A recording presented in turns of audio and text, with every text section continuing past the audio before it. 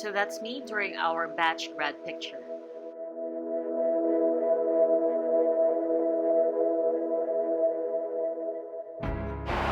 Hey guys, I'm Chef Michelle Adrillana. Guess what? I'm back here at my favorite place, which I know like the back of my hands from 11 years ago. Let me take you on a journey to Iscahm, which is my alma mater. Walking along the corridors of Iscahm took me to a stroll down memory lane. It made me realize how resilient and determined I am when I put all my heart into something.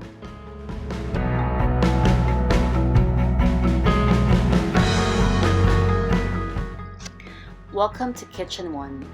This is where we normally hold our Asian classes.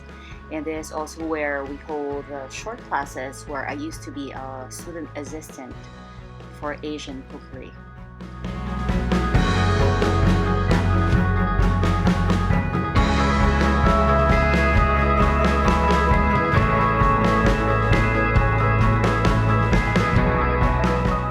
Welcome to Kitchen 3, where we normally hold our lab days during our practical exams or during kitchen days.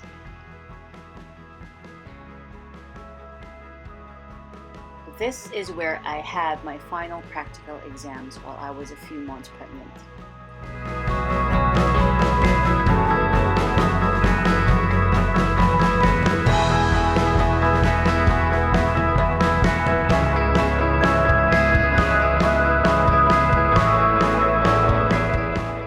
Now this right here is a chef's table where the chefs would normally judge us.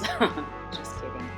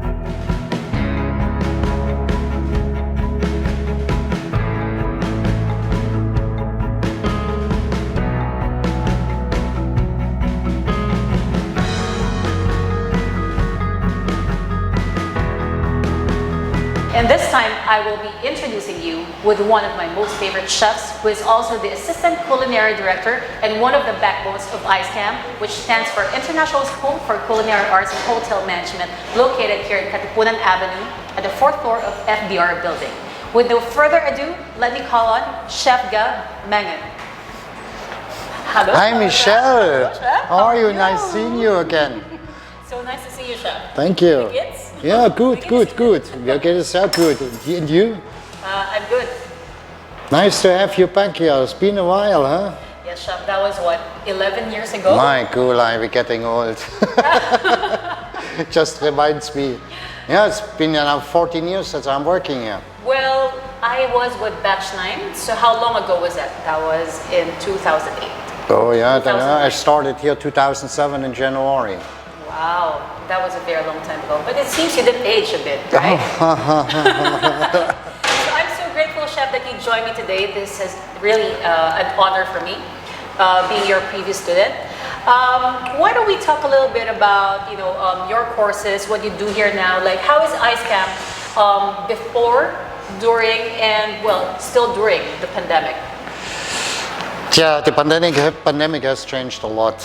Actually, now what is the difference between the time when you were here, what we do now and what we did during your time? We have changed in 2014 to the Australian course, so we're teaching actually at Australian certificate, red and blue, which is very, very similar to what we have taught you, because cooking is cooking everywhere in the world, but it has a little bit more to do with management and like you guys, you have concentrating only on culinary, while now we have also pastry in the culinary course included. Yeah, 14 months is still the same, right? 10 months here in school, 2 months OGT. You need to get practice.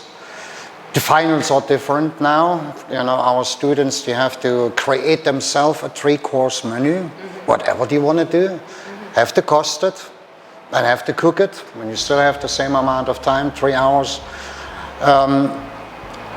Basically, this is what it is. We're still doing our short courses Saturdays, fundamentals in culinary art, Asian cooking. We do Japanese course, we do entrepreneur course. We do also online. This is different. This comes in during the pandemic, or we had to adjust because face-to-face classes were not possible. So we do online courses, very nice, very interesting, where we demonstrate in videos how the cooking methods have to be executed. We do first 8 lessons, 101, which is the fundamentals in cooking, the cooking methods covered and basic dishes covered. The second, 102, is Asian, for all over Asia, including Filipino food, Malay food, Singaporean cuisine, Vietnamese, Korean, Japanese, everything included. And the third one is also 8 lessons, and the third one is 103, which is fine dining, the upgrader course. Wow. Where when you have nice guests and you want to really show off, right? Or you're thinking of going into this business one day and want to work one day, like you did in fine restaurants and hotels, right? It's amazing, your career. I mean, I'm always still bluffed away and think, wow, I mean, I would never have expected this, how you get out there and become such a known person in this business.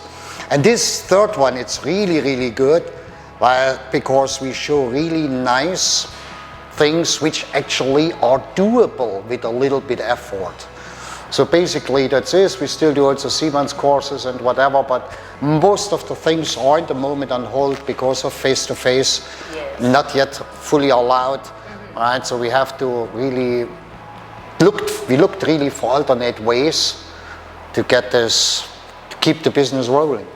So basically, Chef, what you have here are online courses like the entrepreneur and then culinary 101 and 102 and 103, yes. You know, I think for the culinary enthusiasts or culinary graduates or even chefs, I think the culinary 103 is very interesting. It is just fantastic with what you can learn there, what you can see there. That's fantastic. Exactly. And you know, I think that although you know, it's good to learn from YouTube, it's also good to learn from the masters, right?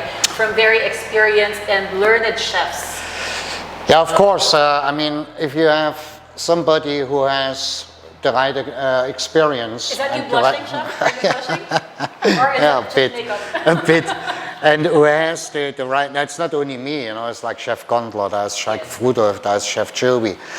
But if you can learn, if you have the opportunity to learn from experienced chefs who've been out in the field and who did it, right, and had a good good amount of followers in their cuisines, as everybody can benefit from this. Exactly. I learned from the best. You know, I went to good chefs to learn it, and I'm happy now to give my knowledge again to our students here. Exactly. Yeah. So on the fun side, I want to rewind 11 years ago. Oh my goodness. I wanted to rewind 11 years ago. All right. How was I as a student? Let's start with first impression. First impression. This was exactly in this room. Exactly in this room. I will never forget the first day when you guys were sitting here and had to introduce yourself and say, my name is, and say 3 simple questions, introduce yourself, tell your name, why you want to be a chef, and why you choose Iscahm. Right? And I remember you were sitting here, right here, I can still see this in front of me. I always sit there. Always on this side here, to my left, and you were, you know, you were so in makeup. And I said to myself, and I was thinking to myself, I didn't say it, but I was thinking to myself, I want to see this girl peeling and chopping onions. You know, and I was like, I'm gonna make that's gonna be fun. You know, chefs are always a little bit rude sometimes, but we don't do it. We're just thinking like this, right? Yeah. But then I have to say, you developed very well, and I got to know you a little closer. I mean, 14 months is quite a long time. And then, surprise, surprise, I found out you speak German. And I was like, oops, you have to be careful. But I always admired in you that you were really up to it. You were challenging as a student. You know, you didn't just take things, you were asking and re-asking. You never give up. This was very good. I like this one. You argued, yes, a lot, right? But I like this. I like this because it shows interest, and this is the most important thing. If you want to learn a profession, including cooking, you have to have passion, you have to have interest, and not just doing things what other people do. You know, you have to find your own way to establish yourself as a person in this business, and then this goes up very, you know, like you know. My fondest memory of you would always be when I come here at 6 in the morning, and you're always the first chef who arrives. Mostly it's you, Chef Uli. Yeah, that's true. We still. And then you walk with a mug of coffee. But if you don't have a cup of coffee in your hands, and I go like, "Good morning, Chef." Haven't had coffee. Yeah, that's still the same. I'm me, a coffeeholic. So in the morning, at least 2 cups. You know, not even 3. You know, to get the motor running. Yeah. And to be highly alert, then yeah, that's still absolutely the same. I didn't change this habit. What else is my fondest memory of you? I want to make sure that all my exams were answered in verbatim, because I don't want my exam paper to be looking very red, even from afar. Because you're going to be writing with a red ball pen, and you're going to be asking, why did you do this? Why did you answer this and this and that? I don't want my test paper to be marked, so I make sure that I listen to you very well. I pay attention every time that you do and say things, and just to make sure that I don't get marked. Yeah, unfortunately, you know, when you have a test paper or quiz and our mistakes, we have to point them out. Yes. But this is not something. This is exactly. This should not be perceived as something negative. No, it's not. Right, because from mistakes you learn, you get better. I mean, especially as in cooking, nobody was born as a chef. Yes. Nobody got all the knowledge right away in his childhood bed. You have to earn it, and of course you make mistakes. That's absolutely normal. And you know, Chef, I don't really see it as a bad thing. For those who actually want to enroll, whether it's a short course or the diploma course, it's not a bad thing. I mean, don't see it as a red flag. I'm saying it because it's fun for me, you know, 11 years ago. And I've been around in different kitchens of different hotels, and they cannot just push me around, you know, because the thing is, I have compared Iscahm with other schools. You don't baby us here. No. The chefs are very nice, but if the chefs in the school babies you so much and pampers you, then you're doomed for, you know, in trouble. You're in trouble, basically. A lot of the students sending us feedback over the years, right? I just recently, a student where I never thought is also a female, she would be really strong, and sent me a message saying, "Oh, chef, I'm just cooked today the stroganoff like you teached us." I say, "Oh, nice. What are you doing? You're working?" Yeah. I say, "Where you are working?" "Yeah, I'm in Washington, D.C., and I'm working for the Brazilian embassy as a sous chef." And I was like, blah, you know. And everybody, to continue her comments, everybody was surprised that I know not only how to cook and to cut, also that I know how to cost and create menus, cost recipes and whatever. So the overall learning experience you can have here in Iscahm, or you enjoyed here in Iscahm, it's quite a lot to learn. Yes. And for 14 months is actually a fairly short time. But the amount of knowledge you gained, and if you're really into it, I mean, this brings you somewhere. This brings you somewhere in this world. Not necessarily only in the Philippines. I would say 40 to 50% of our alumni, they are working in foreign countries. A lot of them in Australia, Melbourne, Sydney. A lot of them are in the United States and Canada. Yeah? and also in Europe, in England, in Switzerland, in Germany. He went really all over the place, and every time we get feedback, he's saying, oh, lucky I went to Iscahm, lucky because you were really teaching us the right stuff. Exactly. and really forced us to practice. Yes. And to study and whatever, because now we realize we're going to need it. Exactly. I think more than anything, Iscahm is also teaching you life skills. You know, for like during the pandemic, you have realized that cooking is actually a survival skill. It's not just, you know, just for you to become a chef. I mean, you can be a housewife, you can be a homemaker, but you know, going to culinary school is not so bad after all. No, not really, not really. And that's why I want to come back quickly to this online Yes. course. This is a course actually for everybody, right? You can do this if you want to be a professional, or even if you want to do it only for yourself, for your friends. If you want to do it as a business, right? You can learn a lot with this, and we really put a lot of effort in to make it learnable. Right, so people will understand fun, and can right? follow, and fun, of Fun course. as well, because Yeah. learning is actually fun. Yeah, the other day I said to my students, guys, what would the life be without a little fun? Yes. Even in the kitchen, you know, we have to have every now and then a good laughter, but if it is time to concentrate and the time to be really precise, of course, then we have to be focused on our job.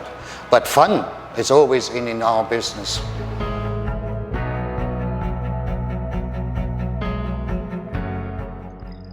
I was a professional singer until 2006.